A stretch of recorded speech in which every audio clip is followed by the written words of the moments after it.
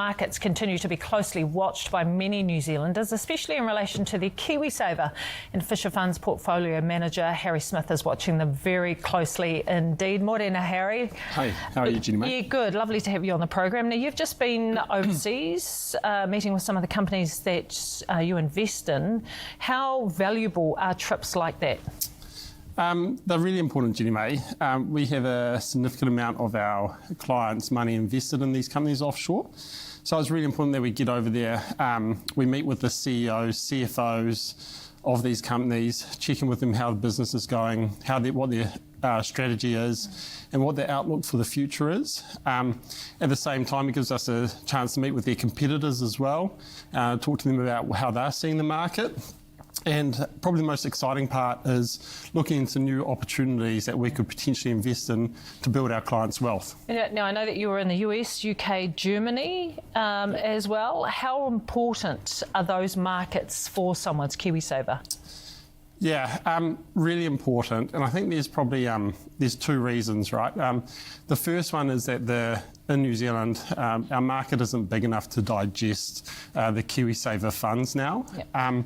And the second reason is investing offshore provides some diversification to our clients as well. And also the opportunity set is just so much bigger, right? So to try and bring that to life a little bit, the S&P 500, the main index in the United States, is 300 times the size of our very own NZX 50. Now, I know that while you were away, our GDP figures, they weren't that flash, right? But how is the US looking by comparison? Yeah, and this speaks to the diversification point I made, because the US just recently printed a 3.8% GDP growth number.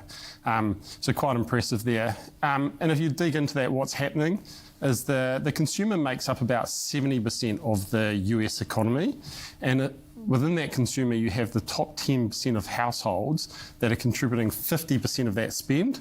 And that's where the spend is growing. So that's driving GDP in the United States. And it'd be a valid question to say, hey, look, they've also got an inflation rate around 3%, but their central bank is cutting interest rates, and is expected to cut interest rates further.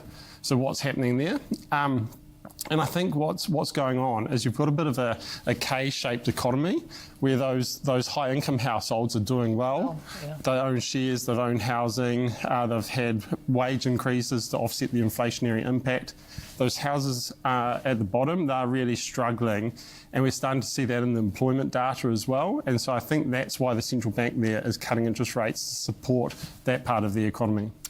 That was the US, but in Germany the economy is very different. Why? What's happening there? Yeah, it is very different. It's actually coming off a very low base, right? And there has been a number of headwinds that the German economy has been dealing with.